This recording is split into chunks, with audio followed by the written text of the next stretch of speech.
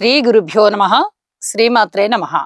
మా భక్తి టీవీని ప్రోత్సహిస్తున్నటువంటి మా ప్రేక్షకులందరికీ ధన్యవాదాలు తెలియజేస్తూ 27 ఏప్రిల్ నుంచి 3 మే వరకు గల కాలానికి రాశి ఫలితాలు ఎలా ఉన్నాయో తెలియచెప్పుకుందాము. ముందుగా గ్రహస్థితులు. రవిచంద్రుల యొక్క స్థితి మేషరాశిలో ఉంది. గురువు గారు వృషభ రాశిలో ఉన్నారు. కుజుని యొక్క స్థితి కర్కాటక రాశిలో ఉంది. అలాగే కన్యా రాశిలో కేతు ఉన్నారు. ఇక శని శుక్ర బుధ రాహువులు నలుగురు కూడా మీన రాశిలో ఉంటూ ఉండగా వారాంతంలోకి వచ్చేటప్పటికి చంద్రుని యొక్క సంచారం మాత్రమే మేషరాశి నుంచి కర్కాటక రాశికి వచ్చి ఉన్నది. అయితే రవి గారు వచ్చేసి ఉచ్చ స్థానంలో ఉన్నారు. కుజుడు వచ్చేసి నీచలో ఉన్నారు. ఇక వారాంతంలోకి వెళ్ళేటప్పటికి కుజుని యొక్క నీచ భంగం జరిగింది చంద్రుని యొక్క అదే స్థానం సంచారం చేత.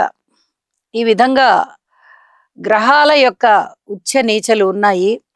అయితే దృష్టులు కానీ స్థాన విశేషాంశాలు కానీ ఏ విధంగా ఉండబోతున్నాయి అంటే శని రాహుల యొక్క కలయిక గాని, బుధ రాహుల యొక్క కలయిక గాని, శుక్ర రాహుల యొక్క కలయిక గాని అంత మంచిది కాదు. మీనరాశిలో ఉంటూ ఉన్నందువల్ల తప్పనిసరిగా ఈ గ్రహాలకి కాస్త హోమం చేయించుకోవడం చాలా చాలా మంచిది, లేదా జపాలు చేయించుకోవడం అయినా చాలా చాలా మంచిది. ఎవరి జాతకంలో అయినా ఈ గ్రహాల యొక్క కలయికలు కానీ, దృష్టులు కానీ, స్థితులు కానీ, యుతులు కానీ ఉన్నాయి అంటే కొంత ఇబ్బంది పెడతాయి. అలాగే కేతువు మీద ఈ 4 గ్రహాల దృష్టి ఉంది. కేతువు దృష్టి కూడా ఈ 4 గ్రహాల మీద ఉంది. ఇది కూడా కొంత ఇబ్బందికరమైనటువంటి పరిణామాలకే దారితీస్తుంది.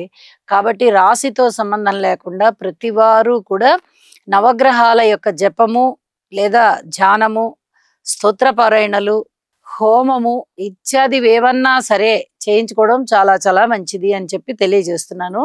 ఇక గురువు గారి యొక్క దృష్టి కేతువు మీద పడుతూ ఉన్న కారణం చేత ఆధ్యాత్మిక చింతన బాగుంటుంది. వాళ్ళ యొక్క కెరీర్స్ ఏ విధంగా అయితే డెవలప్ చేసుకోవాలి అనుకుంటారో వాటిట్లలో చాలా చాలా ఆధ్యాత్మిక చింతన ఉంటుంది. అంటే చదువులో కానీ లేదా ఇతరత్ర కెరీర్లో కానీ ఆధ్యాత్మిక చింతన ఏమిటండి అని అనొచ్చు. అంటే ఇది ఒక నీతి నిజాయితీకి, ఒక భక్తి భావనకి, ఒక మనస్సు నిస్వార్థంగా ఉండడానికి, ఒక కష్టపడేటటువంటి తత్వానికి, ఇలాంటి వాటికి సంబంధించిందనమాట. ఆధ్యాత్మికం అనగానే కేవలం దేవుడ అండమే ఆధ్యాత్మికం కాదు. ఆ దేవుణ్ణి నమ్మడము, ప్యూర్ సోల్ పెట్టుకోవడము, 10 మందికి ఉపయోగపడే విధంగా పనులు చేయడము, నిస్వార్థంగా ఉండడము, ఇవన్నీ కూడా ఆధ్యాత్మికమైనటువంటి ఆలోచనలే, ఆధ్యాత్మిక రంగంలో ఉండేటటువంటి లక్షణాలే. కాబట్టి ఇక్కడ ఈ విషయాన్ని కూడా తెలియచెప్పడం జరుగుతోంది. ఇక చంద్రుని సంచార విశేషం చేత కుజుని యొక్క నీచ భంగం జరిగి ఉన్నది. ఇది ఏ ఏ రాసులకి చాలా మంచి ఫలితాలు ఇస్తుంది అనేది మనము ఆ రాసుల్లో తెలియచెప్పుకుందాము. ఇక రాసుల్లోకి వెళ్దాము. వృషభ రాశి. వృషభ రాశి వారికి ఈ వారం రోజుల కాలము కూడా గ్రహాలని పరిశీలన చేసినట్లయితే 6 గ్రహాల యొక్క ఉత్తమమైన ఫలితాలు. అసలు ఎంత అద్భుతం అండి! 6 గ్రహాలంటే మాటల. నక్కతోక తొక్కారు అంటే అంత అదృష్టం అనమాట. నక్కతోక తొక్కారంటే ఎంత అదృష్టమో అంత అదృష్టం అనమాట. రాశిలో గురువు గారు ఉన్నారు, తృతీయంలో కుజుడు ఉన్నారు, లాభస్థానంలో 4 గ్రహాలు ఉన్నారండి. ఇది మీకు ఏ విషయంలో అసంతృప్తి ఏర్పడ్డా కూడా అది సంతృప్తికే దారితీస్తుంది. కుటుంబం బాగుంటుంది, సంతానం బాగుంటుంది, అన్నదమ్ముల సహాయ సహకారాలు బాగుంటాయి, వాహనాల రీత్యా కొనుగోలు అమ్మకాలు బాగుంటాయి, ప్రయాణాలు బాగుంటాయి, దగ్గరి ప్రయాణాలు చాలా చాలా లాభిస్తాయి, దగ్గరి బంధువుల యొక్క ఆత్మీయత ఆదరణలు బాగుంటాయి, ధనం ఎక్కువ ఖర్చు కాకుండా ఉంటుంది. అయితే స్థిర చరాస్తుల వృద్ధి కోసం మీరు చేసేటటువంటి ప్రయత్నాల విషయంలో ధనం ఎక్కువగా ఖర్చు అయ్యేటటువంటి అవకాశం ఉంది. ఏ పక్క నుంచి చూసినా లాభాలు కనిపిస్తూ ఉంటాయి. ఉద్యోగ జీవితము బాగుంది, వ్యాపార జీవితము బాగుంది, రాజకీయ నాయకులకు బాగుంది, విద్యార్థులకి బాగుంది. అలాగే సంతానం కూడా చాలా చక్కగా ఎంతో సంతృప్తిగా ఉన్నారు అని మీరు సంతృప్తిగా ఉంటారు. వాళ్ళు అభివృద్ధిలో ఉన్నారని చెప్పి మీరు చాలా ఆనందిస్తూ ఉంటారు. ఇక వివాహాది శుభకార్యాలు కుదరని వాళ్ళకి వివాహాది శుభకార్యాలు కుదురుతాయి.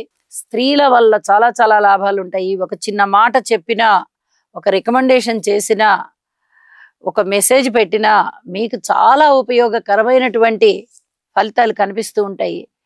చాలా అసలు ఊహించని విధంగా ధన లాభాలు ఉంటాయండి. వృషభ రాశికి ఎంత అదృష్టవంతమైన కాలం నడుస్తోందంటే అంత అదృష్టవంతమైన కాలం నడుస్తోంది. అలాగే వారాంతంలోకి వెళ్ళేటప్పటికి చంద్రుడు కూడా తృతీయ స్థానంలోకి వచ్చేశారు. ఇంకా ఇంకా అద్భుతమైనటువంటి భర్త గారి ఉద్యోగ విషయంలో లేదా భార్య గారి ఉద్యోగ విషయంలో ఉన్నత స్థితి వచ్చేటటువంటి అవకాశం కనిపిస్తోంది. ధనము కూడా చాలా చెప్పుకోదగ్గ స్థాయిలో ధన ఆదాయం పెరిగేటటువంటి పరిస్థితి. అలాగే దూర ప్రాంత ప్రయాణాల విషయంలో కూడా మీరు అనుకూలమైనటువంటి స్థానచలనం ఉండేటటువంటి పరిస్థితి. ఇవన్నీ వెరసి కార్మికులు, కర్షకులు, నేత పనివారు, చేతి వృత్తుల వారు ఇత్యాది వారందరూ కూడా బాగున్నారు. అలాగే ఉద్యోగ జీవితం బాగుంది, వ్యాపార జీవితం బాగుంది. అన్ని విధాల అనుకూలమైనటువంటి కాలం నడుస్తూ ఉన్నందున వీరు నవగ్రహ స్తోత్ర పారాయణాలు చేసుకోవాల్సిందిగా మరీ సూచన చేస్తున్నాను. ఇంటి ఇలవేల్పుని పూజించండి.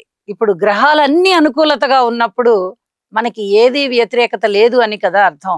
అలా వ్యతిరేకత లేదు అంటే చాలా చాలా మంచి జరుగుతుంది.